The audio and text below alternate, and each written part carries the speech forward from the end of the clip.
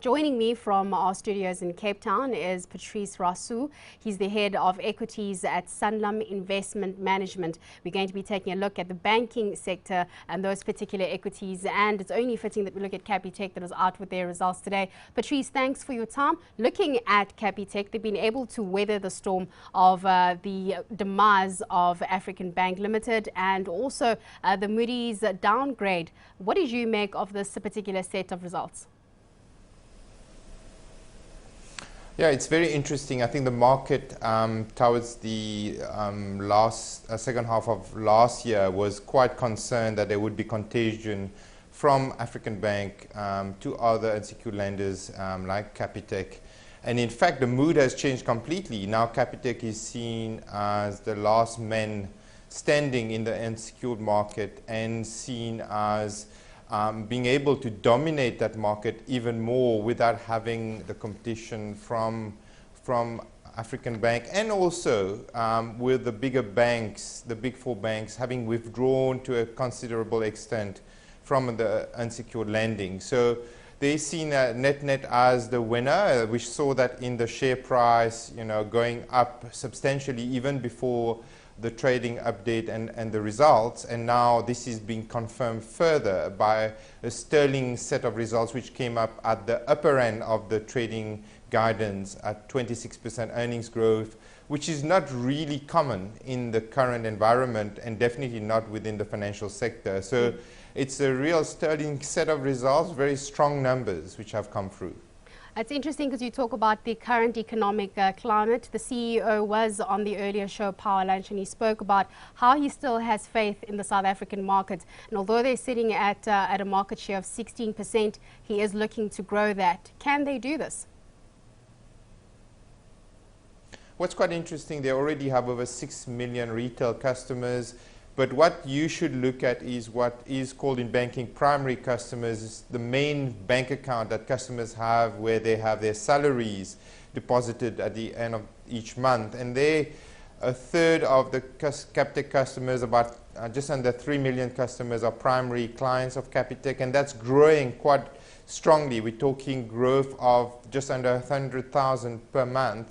And they are neck and neck with Nedbank in terms of being the fourth retail bank. They probably would argue already that they're in the big four when you look at retail banking in South Africa, which is pretty amazing, which for a bank which has been formed, just a decade ago, and now, rivaling the big four, which have been around for a large number of years. So I think they can do it from that point of view in terms of continue to acquire customers, offering a very simple, easy to understand product, priced extremely well, the cheapest in the banking sector, and very clever advertising which resonate with the men in the street, which often we see banking and financial services as complicated, difficult to understand, whereas they've come with the whole idea of simplicity being the ultimate sophistication, and that seems to be really attractive in terms of a value proposition.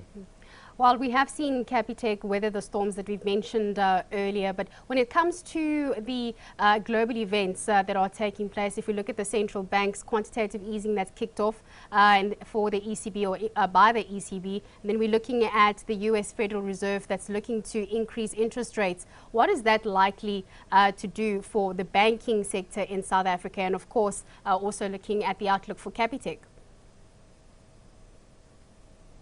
Yeah, it's an extremely good question because we've been in an unprecedented era of cheap money and really low interest rates. We're talking millennial low interest rates, definitely in Europe, in the US, and indirectly in South Africa, with the Reserve Bank having been able to keep interest rates fairly low for an extended period of time.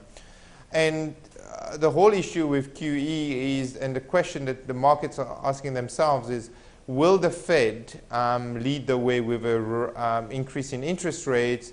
Will it mean the end of QE, the end of cheap money, and will that have a knock-on effect in terms of our own Reserve Bank, in terms of future increases in interest rates? Because it's quite clear, if you're a borrower, low interest rates makes any loans more affordable.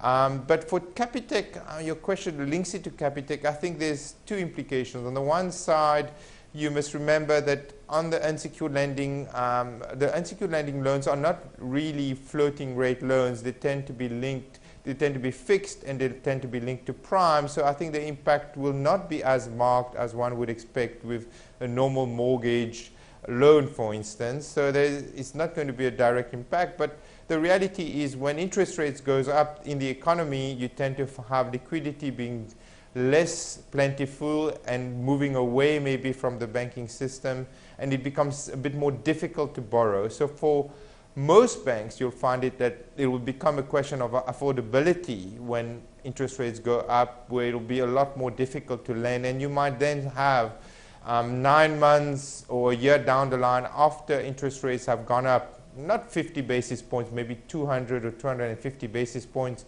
an increase in retail bad debts. That's not the case now. I mean, even the Capitec results are showing that bad debts are very well maintained. But if that changes, if interest rates start to rise across the globe, that will change the environment within which banks operate. Oh, thank you so much, Patrice, for that analysis. That was Patrice Rassou. He's the head of equities at Sanlam Investment Management.